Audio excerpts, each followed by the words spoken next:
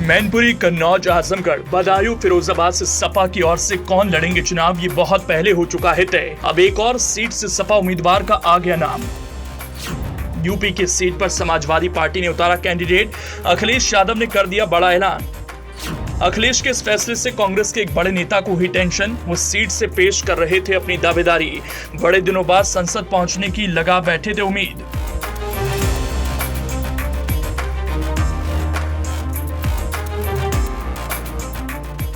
देश में होने वाले अगले लोकसभा चुनाव को लेकर सियासी हलचल तेज है। पार्टियों ने मुख्य सीटों पर अपने अपने उम्मीदवारों के नाम तय कर लिए हैं। सपा की ओर से भी अब तक ये तय है कि मैनपुरी से डिंपल यादव, कन्नौज से अखिलेश यादव, आजमगढ़ से शिवपाल यादव, बदायूं से धर्मेंद्र यादव और फिरोजाबाद से अक्षय यादव चुनाव लड़ेंगे। अब इस लिस्ट में एक और नाम आ गया है। सपा अध्यक्ष अखिलेश यादव ने एक ऐसी सीट से उस नाम की घोषणा की है जिसके ऐलान होने से कांग्रेस के कद्दावर नेता की सियासी महत्वाकांक्षा को जबरदस्त झटका लगा है। हालांकि वो 2 बार से लगातार उस सीट से चुनाव हार रहे हैं, लेकिन इस बार उनकी पार्टी कांग्रेस चूंकि इंडिया गठबंधन में है तो मानकर चल रहे थे सपा की ओर से अगर ये सीट मिलेगी तो उन्हें ही चुनाव लड़ने का मौका मिलेगा।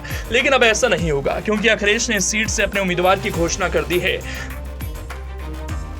जी हां, विपक्ष के इंडिया गठबंधन में शामिल समाजवादी पार्टी ने भी यूपी की फर्रुखाबाद लोकसभा सीट पर अपने उम्मीदवार का नाम फाइनल कर दिया है। इस सीट से समाजवादी पार्टी के प्रदेश महासचिव डॉक्टर नवल किशोर शाक्य की उम्मीदवारी तय है। सपा नेता राकेश प्रताप सिंह ने कहा कि एटा के दौरे पर सपा अध्यक्ष अखिलेश यादव ने आधिकारिक रूप से नवल किशोर शाक्य के नाम की घोषणा कर दी है। एटा जनपद में सपा सुप्रीमो अखिलेश यादव ने 30 दिसंबर 2023 को नगला डांडी में सुकमा शहीद मेजर केपी सिंह यादव की प्रतिमा का अनावरण करने के बाद जनसभा को संबोधित करते हुए इशारों ही इशारों में नवल किशोर शाक्य की फर्रुखाबाद से उम्मीदवारी की घोषणा कर दी थी। उन्होंने कहा कि यहां से कैंसर सर्जन हैं, अच्छा इलाज करते हैं, इनका भी अच्छा इलाज करेंगे। यूपी की फर्रुखाबाद लोकसभा सीट के पिछले परिणाम को देखें तो यहां 2019 के चुनाव में बीजेपी के मुकेश राजपूत ने जीत दर्ज की थी। दूसरे नंबर पर महागठबंधन से बीएसपी के मनोज अग्रवाल रहे थे। वहीं कांग्रेस के वरिष्ठ नेता सलमान खुर्शीद को केवल 55,000 वोट मिले थे और वो तीसरे नंबर पर रहे थे। 2019 में समाजवादी पार्टी ने बीएसपी के साथ महागठबंधन में चुनाव लड़ा था।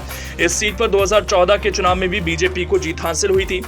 तब बीजेपी के मुकेश राजपूत ने समाजवादी पार्टी के रामेश्वर सिंह यादव को शिकस्त दी थी। कांग्रेस के वरिष्ठ नेता सलमान खुर्शीद इस बार चौथे नंबर पर रहे। सपा इस बार इंडिया गठबंधन में शामिल होकर लोकसभा चुनाव में उतरने वाली है। अखिलेश पहले यूपी की 80 में से 65 सीटों पर चुनाव लड़ने की बात कह चुके हैं। फर्रुखाबाद सीट से सलमान खुर्शीद ने लोकसभा चुनाव लड़ने की इच्छा जताई थी, लेकिन लगता ऐसा है कि उनकी इच्छा अधूरी ही रह जाएगी।